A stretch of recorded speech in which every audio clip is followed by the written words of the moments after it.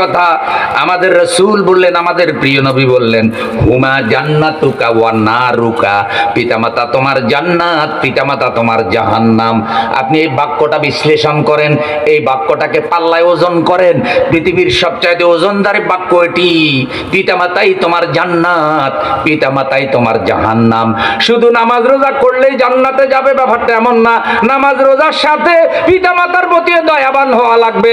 অনেক নামাজি সন্তানও পিতামাতার উপরে জুলুম করে, আছে না নাই? এক সন্তান আমার আগে, হুজুর কি এর বাপের খেদমত করতাম, বাপে তো নামাজই পড়ে না।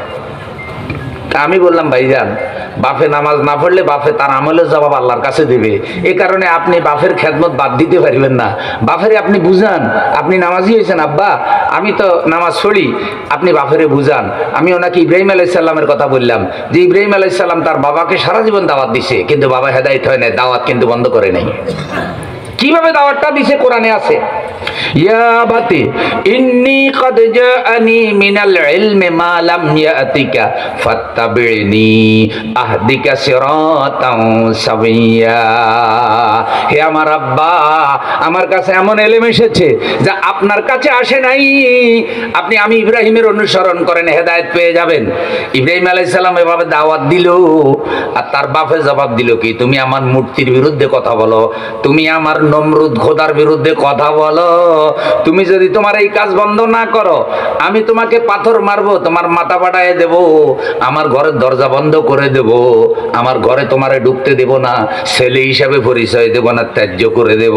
কিন্তু তারপরেও আমি তোমার কথার উপরে ঈমান আনবো না। কালালা আর জুমান্নাকা, কোরআনের আয়াত, আমি পাথর মারবো। তা আমাদের বাংলাদেশি ছেলে হইলে কইতো কি, আমিও তোমারে পাথর মারবো। কিন্তু ইব্রাহিম আলাইহিস সালাম বলছে কি, কালা সালামুন আলাইক, কালা সালামুন আলাইক। আব্বা আপনার উপরে আল্লাহর পক্ষ থেকে শান্তি বর্ষিত হোক, সুবহানাল্লাহ। চিন্তা করছেন, বাপে বলে কি পাথর মারবো, ত্যায্য করবো, ঘর থেকে বাইর করে দেব, আর ছেলে বলে আসসালামু আলাইকুম। তাহলে ছেলেরা বুঝছেন তো, কি বুঝছেন, যে পিতামাতা একটু দুর্ব্যবহার করলেই আপনি কামাই রুজি করেন, আপনার শক্তি টক্তি আছে, বাইরে যান, আমি রুজি করি আপনি খান। এভাবে বলা যাইবনি না, কথা বলেন, বলা যাবে না। বেনামাজি পিতা হইলে বলা যাবে না, বরং আপনি নামাজি সন্তান হইলে বেনামাজি পিতার প্রতি বেশি দয়ালু হন। বেনামাজি বাপে বুঝবে না, রে আমার ছেলে তো আসলে নামাজ পড়ে ভদ্র হইছে, আমি তো খারাপ। বাপ মারে কই, বিড়ি টিড়ি খাইলেও চাইন ছেলের সামনে খাইয়েন না, যে বাবা মা ছেলেরে দিয়ে বিড়ি কিনায়, এই ছেলে যদি বিড়ির মধ্যে দুই চারটা টান দেয় তাহলে বাবা মা নিষেধ করতে পারব নি? শিক্ষকতা জীবনের কত অভিজ্ঞতা। এক ছেলে পড়ালেখা পারে না, তারা জিজ্ঞাসা করলাম, পড়া পারলা না কেন বলো? কয় স্যার আজকে কয়েক রাত পড়তে পারি না। কেন?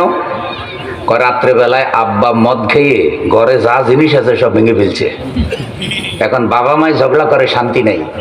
6 বাচ্চা দেখতেছে বাপে মদ খায়, ঘরের সবকিছু ভেঙে ফেলছে, আর বাবা মার মধ্যে কোনো মিল নাই। অনুরোধ করি, বাবা মা ঝগড়াঝাটি হইলেও এটার প্রভাব যেন সন্তানের উপরে না পড়ে। সন্তানদের সামনে কথাবার্তা বলতে সাবধান, কারণ আপনি কি বলেন, কিভাবে চলেন, এটা সন্তান অনুকরণ করে। সন্তান জন্মগ্রহণ করে যদি দেখে যে তার মা এত বড় বড় গালি দেয়, তাইলে মুক্তবে যাওয়ার আগেই সন্তান কি শিখবে? আমার গালি দেওয়া মহিলা আসেনি, আপনাদের 1400-তে হয়তো নাই, আমাদের কুমিল্লাতে আছে। এমন এমন মহিলাও আছে বন্ধু, দোয়া কোনো জিজ্ঞাসা করলে পারে না, আত্মাইয়াত জিজ্ঞাসা করলে পারে না, সূরা ফাতিহা জিজ্ঞাসা করলে 4-5টা ভুল পাবেন, কিন্তু ঝগড়া লাগবে, 2 ঘন্টা গালি দেবে, 100টা গালি, একটা গালিও ভুল হয় না। আসেনি এরকম? শুদ্ধ করে গালি দেয়, লাফায় লাফায় গালি দেয়, ড্যান্স মারে মারে গালি দেয়, মুখ ভেটকি মেরে গালি দেয়, আঙ্গুল দিয়ে ইশারা করলে গালি দেয়। আমার ঝগড়ার আলাদা একটা স্টাইল আছে তো, লাফাইয়া লাফাইয়া ঝগড়া করে, নাইসে নাইসে ঝগড়া করে, আসেনি? আমরা তো এগুলো দেখে দেখে বড় হয়েছি, তো আমরা তো এই সমাজের মানুষ, তাই না ভাই? মা চাষি জেডি পাড়া প্রতিবেশী ঝগড়া তো মাদ্রাসা যাওয়া আসার পথও দেখছি। মাদ্রাসা থেকে বাড়ি যেতেছি, মহিলা মারামারি করতে করতে চুলাচুলি করতে করতে রাস্তায় চলে এসছে। আর এখন তো মাহবুবদের যুগ, আস্তে আস্তে রাষ্ট্রের যত দায়িত্ব সব কার কাছে যাইতেছে? হ্যাঁ, রাষ্ট্রের বড় হুজুর মহিলা, ছোট হুজুর মহিলা, সেকেন্ড হুজুর মহিলা, সংসদের বড় হুজুরও কি? আপনারা পুরুষের আস্তে আস্তে ভাত রাঁধা শিখেন, তরকারি কাটা শিখেন, পেঁয়াজ কাটা শিখেন, বাচ্চাকে হসু করানো শিখেন। আপনারা ঘরে ঢুকবেন আর ওনারা কোথায় যাবে? সব উল্টাপাল্টা হয়ে যেতেছে। এইটাকে মনে করা হইতেছে আধুনিকায়ন। কারা ফুটবল খেলবে, বাস চালাবে, ট্রাক চালাবে, ক্রিকেট খেলবে, নাচ করবে, গান করবে, মাটি কাটবে, চেয়ারম্যান হবে, মেম্বার হবে, শাসক হবে, পুলিশ হবে, সব ওরা হবে। আর আপনারা পুরুষেরা ঘরের মধ্যে বাচ্চারা হুজু করাবেন, তরকারি কাটবেন, বাথরুম ঠিক করবেন, কাপড় চোপড় ঠিক করবেন, বেড কভার ঠিক করবেন। এগুলো আপনারা করবেন ঘরের ভিতরে। কারণ ঘরের ভিতরে যারা এগুলো করবে তাদের মর্যাদা থাকবে না। মহিলারা ঘরের ভিতরে থাকলে নাকি মহিলাদের মর্যাদা কমে যায়। অথচ কোরআন বলছে ওয়াকারনা ফি বুয়ুতিকুন্না ওয়ালা তাবাররাজনা তাবাররুজাল জাহিলিয়াতিল। সব জায়গায় কিন্তু আল্লাহর আইন অমান্য করতেছে। আল্লাহর কোরআনকে এই জাতি এখন দুশমন বানিয়ে ফেলছে। যারা আল্লাহর আইন প্রতিষ্ঠিত করতে চায় তাদেরকে দুশমন বানিয়ে ফেলছে। হক্কানি আলেমদের উপর জুলুম করছে, সুর সিটার বাটপাটদেরকে পুরস্কৃত করতেছে, ফুলের মালা দিতেছে, যার কারণে আল্লাহ আযাব গজবের দরজা খুলে দিছে। দিন যত যাইতেছে শান্তির লক্ষণ দেখা, অশান্তির তারা আরো সাহসী হইতেছে। দেখাইয়া চাইব, এবার দেখাইয়া চাইব, কারণ এবার আরো ফাঁকাভুক্ত হয়েছি। এভাবেই কিন্তু ফেরাউন আস্তে আস্তে খোদাই দাবি করছে। কইরা পরে আমও গেছে, কথা কয় না গেছে।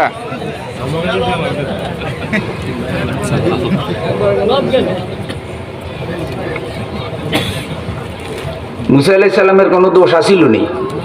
কথা কন না। প্রত্যেক ফেরাউনের জন্য দরিয়া আছে, যে দরিয়া সে ডুবা মরব।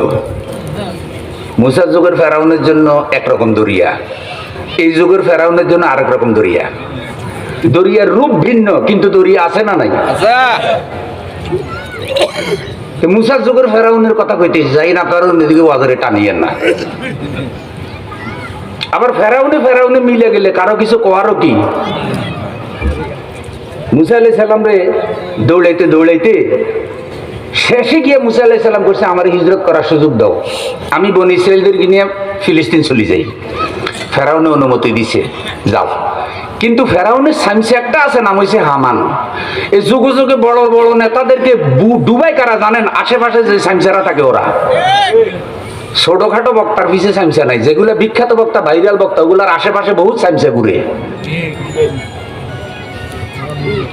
ওরা নিজেরা টেলিফোন রিসিভ করে না, ওদের মর্যাদা কমে যাবো, দালাল দিয়ে টেলিফোন রিসিভ করায়। আবার পাবলিকে ওগরে ছাড়া পাবলিকে জমে না, মুখ দেখে দেখে ওয়াজে যায়। ওদেরকে দাওয়াত দিলে বিশাল সমাবেশ। ছোট্ট হুজুর দাওয়াত দিও না, বড্ডা হুজুর দাওয়াত দাও, 1.5 লাখ টাকা হইলে দিব, 3 লাখ টাকা দিব, এলাকায় দেখাইয়া ছাড়বো যে কত বড় হুজুর আমি আনছি। তাইলে আয়োজনকারীদেরও দোষ আছে না নাই? আর